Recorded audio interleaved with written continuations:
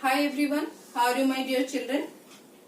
So in last lecture we have seen about buoyancy and the buoyant force. So towards the last of the lecture I have told what are the factors affecting buoyant force. Factors affecting buoyant force. And already I have written it depends on the volume of the object that is immersed in the fluid. Volume of the object that is immersed in the liquid. Okay? And rather. It depends on the density of the liquid in which object is immersed. Okay? And in last lecture also we have seen with the spring balance experiment when we are lowering the metal piece completely, when we are keep on lowering the metal piece inside the liquid, as we can see the reading was decreasing. That means buoyant force is increasing. Okay, and we have seen also when it was completely immersed, buoyant force is maximum. Hope you people have remembered. If you have not remembered, please go back and see that video and you can understand what I am telling. I have taken a metal having some weight and slowly I was lowering that metal piece into the liquid, and each time we are reading the spring balance. We are reading the scale spring balance and we can see the weight was getting reduced. Why weight was getting reduced? Because the upthrust was helping. It was making the things lighter because of the upward force. That we have already discussed. Now let us see how it is related to volume of the object. As you can see, when it is completely immersed, that means the volume of that metal is completely immersed in the fluid. When it is completely immersed, your buoyant force is maximum. When you are lowering the things, when more part of that metal is, or the object you can say, going inside the liquid, then buoyant force is increasing. That means the magnitude of the buoyant force acting on your object increases. So as the volume of the solid object immersed inside the liquid increases, the upward buoyant force also increases. So volume increases. Volume of the object immersed in the liquid increases means your buoyant force increases, children. Is it clear? And so once it was completely immersed, the buoyant force is maximum at that point of time.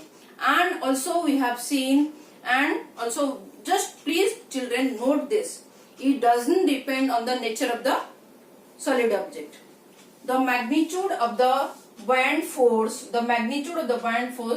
doesn't depend on the nature of the object that you are immersing in the liquid. Clear? Okay. We'll also see all those things in last of the lecture, mathematical proof. Whatever now we are discussing, it is theory. It is simply physics. Okay? We are trying to visualize or understand this. Now, how it is related to density? What we have with so many experiments, what we have actually observed, as the density of the liquid, density you can denote it as D or rho. This is called density of the liquid. This is the symbol. When it increases, your buoyant force will increase, children. The buoyant force will increase. This is the density of the fluid or liquid in which you are immersing the object, solid object, density of liquid. It is directly proportional. When density increases, your buoyant force also increases. Where you can relate this? When you are swimming in sea water, it is very easy rather than your swimming pool. Do you know why? It is much more easier in sea water because sea water is more denser. than your normal water because salt is present over there. So it is a dense water. That's why it is easy to swim in sea water than your fresh water. Clear? Another example, you have you have that idea of mercury, how dense it is. We are using the thermometer. It is very dense. Okay. See, mercury is having very high density. It is so dense that when an object immersed in it, then you will see very high buoyant force. How you will see? So take mercury, okay, and try to immerse a heavy material like iron block. A heavy iron block is immersed in mercury. You will observe the buoyant force is very high. Okay, because of the high density of the mercury. Hope I am clear with this. Okay. Before going into the Archimedes principle in detail, we are going to discuss in my next lecture.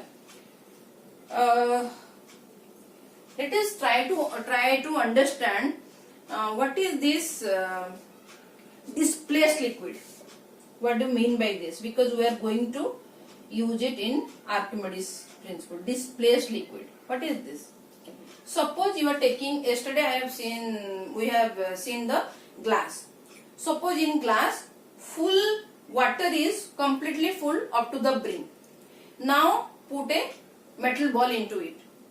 So what you will see, some water, when the metal ball will sink into the glass, some water will splash out. That means some water got displaced out of your glass. Why so? Why so? Because water is completely filled. There is no space. Now your metal is going inside and try to occupy a space. How it will occupy space? Some space has to be vacant. So that's why some liquid are getting displaced, getting out of your glass, so that your metal ball can sink into the glass because it is completely full. So what does it mean actually? That means when an object is completely immersed in water, then the amount of water, that means the volume of water displaced, is actually the volume of the object itself that we are immersing. Because that volume, this object is, suppose this is completely filled, children. Okay. Now your object is immersed in this fluid. How? Some water will displace. How much water? What is the volume of that water? It is the volume of the object itself. Okay. This much of volume, this object is taking this much of space. So that means to occupy this much of volume, this much of water has to get out of this. So this object is actually pushing that amount of water. What is the volume of this object? This object is pushing out that amount of volume of liquid out of the container. Hope I am clear with this. Okay. And what is the Archimedes principle? Archimedes principle is nothing but when an object is completely or partially immersed in a liquid, it will experience a buoyant force or thrust, which is equal to the weight of the liquid displaced by the object. This is the relation. What is the amount of water getting displaced? The weight of the water getting displaced is equal to your buoyant force. Buoyant force acting on that object. This relation is given by Archimedes. So let us try to see now in detail. We are going to study in my next lecture. Now let us see how we are now getting so many conclusions. When volume increased, when the volume of the object increased, buoyant force increased. When the density of the liquid increased, buoyant force increased. And how it is related to water displaced. The weight of the water displaced is equal to your is equal to your what? Buoyant force. Let us try to understand. Please children, I don't think it is there in your 9th class book. So please focus. Okay. So this is your container and we have taken water or any liquid you take inside the container like this. Okay. Now any cylindrical thing or any cube, you can drop a cube. Anything. Okay. Now immerse it in the liquid. Let this cube is having size A. So all the sides will be A. Clear? And there will be pressure from all the sides on the cube. I have already discussed this. And this horizontal pressure, the pressure at this horizontal level doesn't exist because it is equal and opposite in direction. So it will cancel out. Clear children? Now try to find out what is the pressure on this object at different places. Suppose this depth is your H. So what is the pressure over here? Let it be P1. What is the pressure? It is simply H rho G. No need to tell me more because we have seen from last 2 classes. Okay. Now tell me what will the pressure over here at this length? This is your size A. This is a cube having size A.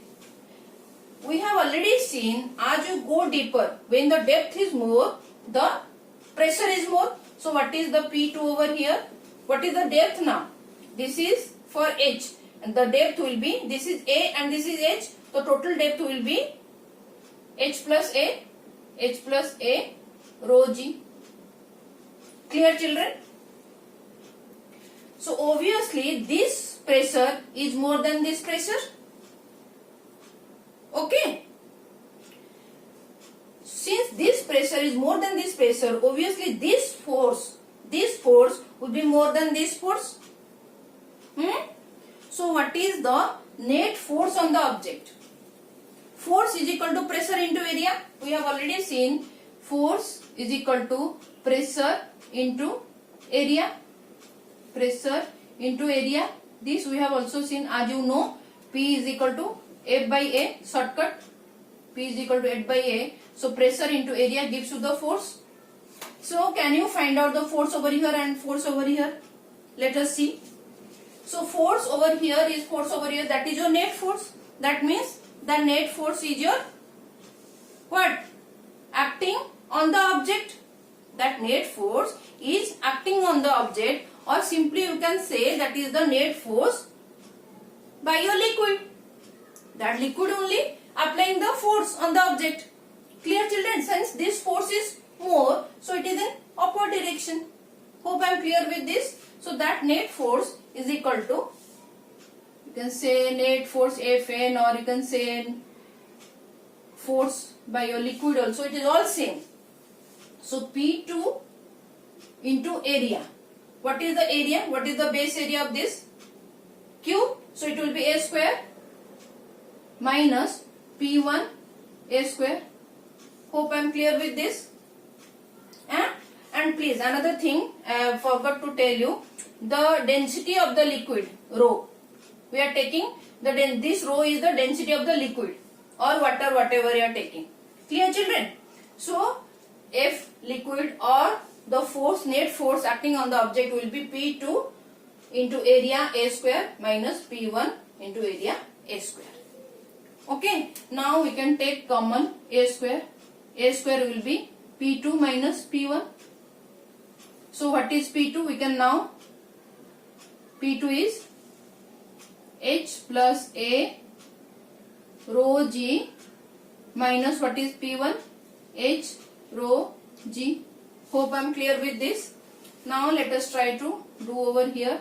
So F is equal to how much? A square. Just open the brackets.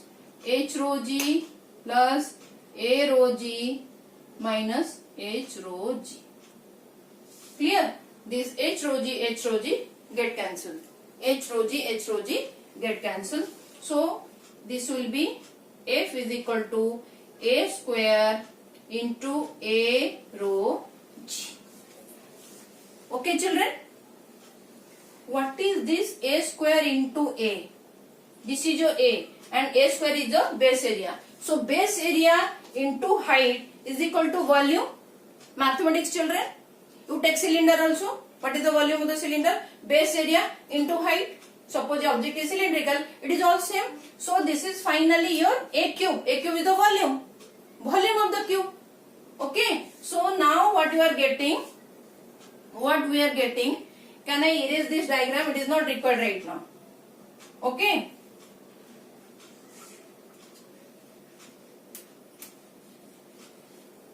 So your F is nothing but volume, rho is the density of the liquid into G. Clear? It is what? The force acting on the object or the force of the liquid acting on the object, and this is your buoyant force only children.